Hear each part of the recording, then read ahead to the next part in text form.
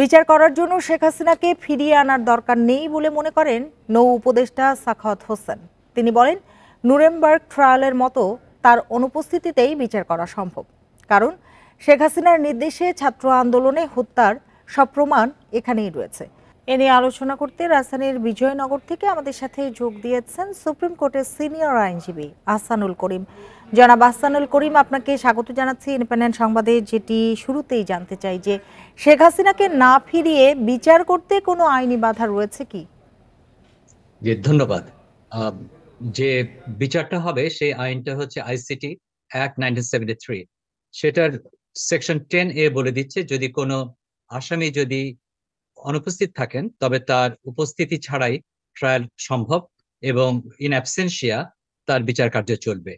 বিচার কার্য শুরু হওয়ার আগে প্রথমে তাকে একটা সামন দিবে। তিনি যদি যে কোনো আসামি যদি না আসেন, শেখ হাসিনা যদি না আসেন, তবে তাকে ওয়ারেন্ট ইস্যু করবেন। ওয়ারেন্টের পরেও যদি তিনি না আসেন, তবে ট্রাইব্যুনাল একটা বাংলা খবরের কাগজে এবং একটা ইংরেজি খবরের কাগজে এই ওয়ারেন্ট যে তার সম্পর্কে বিচার হচ্ছে, তার মামলার আসামি আছে, সমস্ত ডিটেল দিয়ে একটা সংবাদপত্রে একটা নোটিশ ছাপাবে। এরপর যদি তিনি না আসেন তারপরেও তখন ট্রায়াল তার অনুপস্থিতি হবে এবং সেটা আইনি section 10A of the act এই কথা বলে দিচ্ছে। এবং প্রসিকিউটটা কি হবে সেটা আইনের এই আইনের আন্ডারে যে রুল আছে, আইসিটি রুল 2010, সেখানে বলে দিচ্ছে, বিধান বলে দিচ্ছে ইন অ্যাবসেন্সিয়া যদি হতে হয় কোন কোন বিধানগুলো পালন সাপেক্ষে এই বিচার কার্য চলবে। সুতরাং ব্রিগেডিয়ার সাখাওয়াত সাহেব ঠিকই বলেছেন যে ইন অ্যাবসেন্সিয়া ট্রায়াল এই যে আইসিটি আইন যেটা আছে 1973 সেটা অনুযায়ী হওয়া সম্ভব। জি, আসামির অনুপস্থিতিতে বিচার করলে কোনো প্রশ্ন তৈরি হতে পারে কি?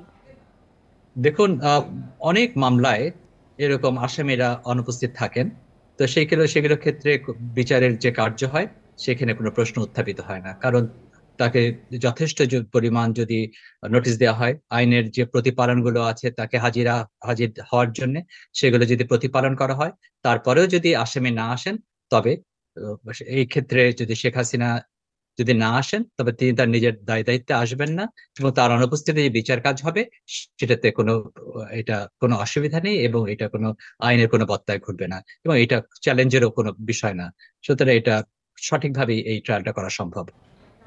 সেক্ষেত্রে শেখ হাসিনাকে ফেরানোটা কি সরকারের দায়িত্বের মধ্যে পড়ে কিনা? শেখ হাসিনা যদি ট্রায়ালটা যদি না ফেস করতে চান, সেটা তার ব্যাপার।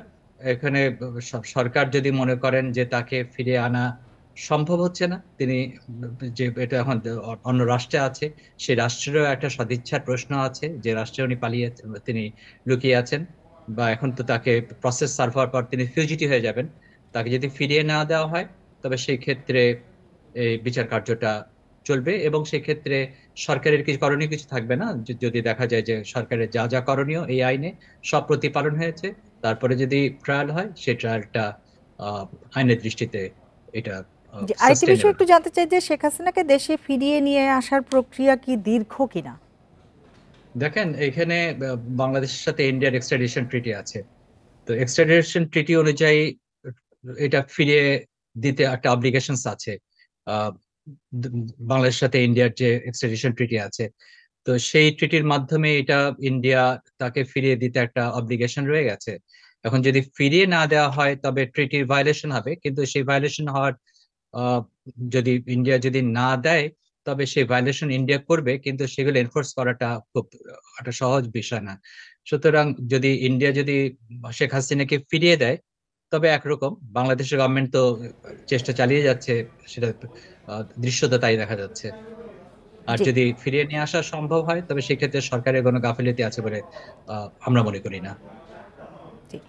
জনাব আহসানুল করিম, আপনাকে অনেক ধন্যবাদ আমাদের সাথে যোগ দেওয়ার জন্য, আমাদের সময় দেওয়ার জন্য।